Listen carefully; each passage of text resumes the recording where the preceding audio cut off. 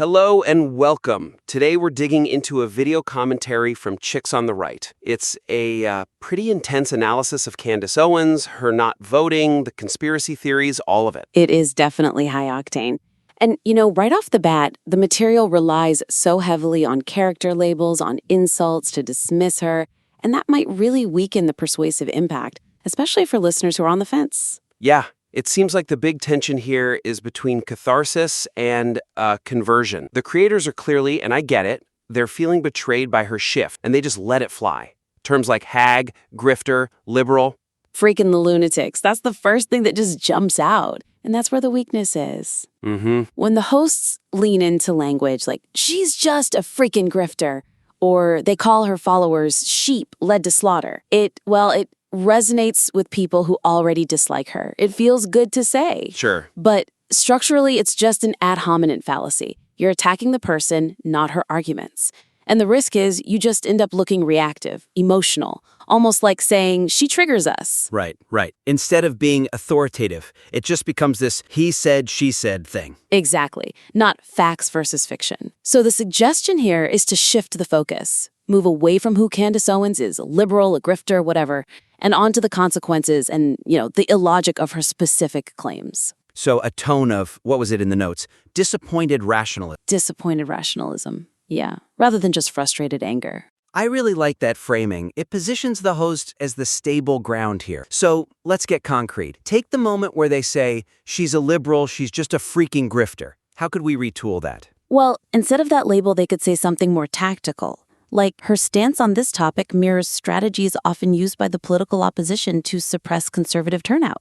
Ah, okay. One's an insult, the other's a strategic observation. It's much stronger. Yeah, it aligns the listener against the strategy, not just the person.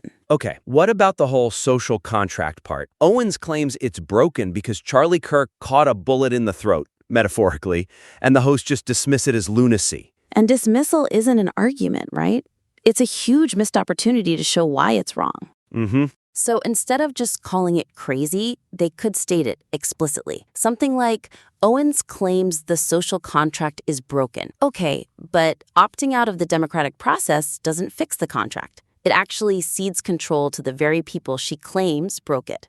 That's a powerful pivot. You're using her own logic against her. And her followers? They're currently called sheep led to slaughter. Yeah, you gotta reframe that.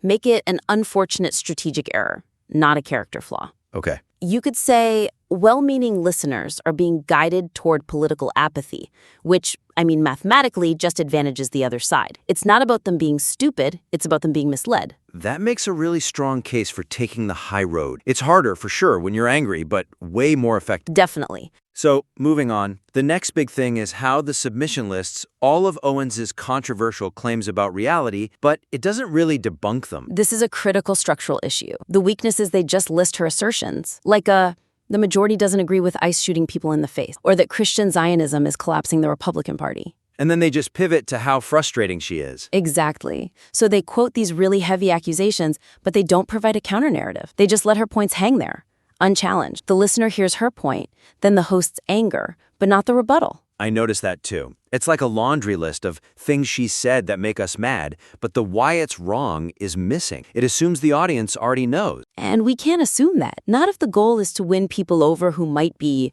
swayed by her confidence. So the suggestion is to use a claim versus context structure. Okay. When you quote a damaging claim from her, you have to immediately follow it with some factual grounding that explains why it's flawed, not just that it's bad. So let's apply that. The comment about ICE shooting people in the face. That's a really graphic claim. It is, and it's designed to. Right now, the hosts just list it. Instead, they need to add a sentence clarifying the context of that incident or question if it's really a majority concern. So Owens is citing one isolated incident to characterize an entire system, but polling data suggests something like that? Yes, exactly. You fight the anecdote with data, or at least with context. It stops her claim from just hanging out there like it's a fact. It neutralizes it. Okay, and the Christian Zionism comment. Right now they just quote her saying, "You can hate me for telling the truth," and then they move on. Which is a huge missed opportunity. That claim sounds very intellectual if you don't pick it apart. So instead of moving on, they could briefly argue, attributing a party-wide collapse to a single theological stance ignores, economics, polling on inflation, specific policy failures. The goal is to show why she's inverting reality, not just say that she is. You have to do the work. It sounds like they're in a rush to get to their reaction, and they're skipping the analysis. Well, the limitation is time, right? Debunking takes time. But if you don't do it, you're just rebroadcasting her misinformation. You're amplifying the very thing you're trying to fight. Wow, that's a sobering thought. You become a vessel for the message you're trying to stop. Mm-hmm. Okay, let's shift to the call to action, the argument for voting. It feels framed by exclusion and silence, which seems counterproductive. This is the emotional core, and the framing is the weakness. They say, if you're not going to vote, then keep your trap shut. You're insignificant. I mean, it's logically sound in a way.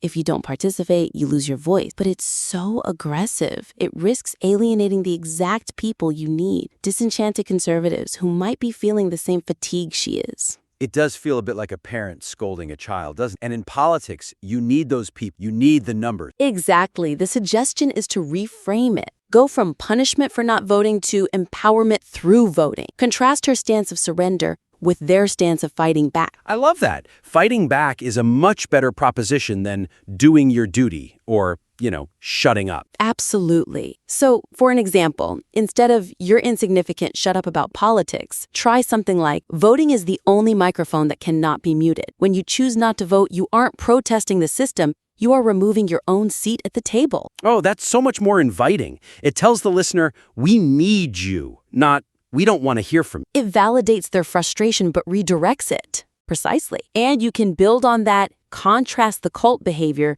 They mention following her like sheep. Instead of insulting them, frame it as independent thinking means voting despite an imperfect system.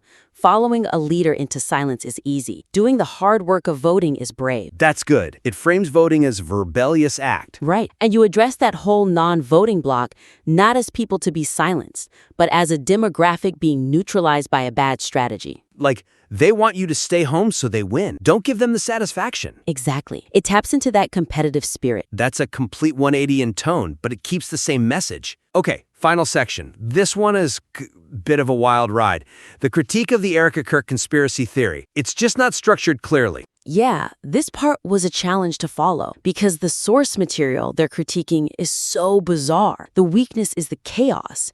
It jumps between shocking confirmation, text messages, witches, Erica's best friend. Right. They use terms like feels and heebie-jeebies. And while that's accurate to Owens' vagueness, the presentation here is just muddled. So as I understand it, the argument is that Owens is claiming Charlie Kirk's wife, Erica, knew something bad was going to happen because an assistant didn't go to an event. And there were witches? It's really hard to parse. And if you just mirror the chaos, the listener tunes out. The suggestion is to adopt a forensic timeline-style lens for this section. Clearly separate the hard evidence, which is 0, from the vibes and spiritual assertions, which are high. Okay, so slow down. Act like detectives laying it out on a whiteboard. What would that sound like? You'd start by isolating the claim. Owens implies Erica Kirk knew about the danger. That's the charge. Then present her evidence step by step. Her proof is that an assistant didn't go to an event because a mother had a bad feeling.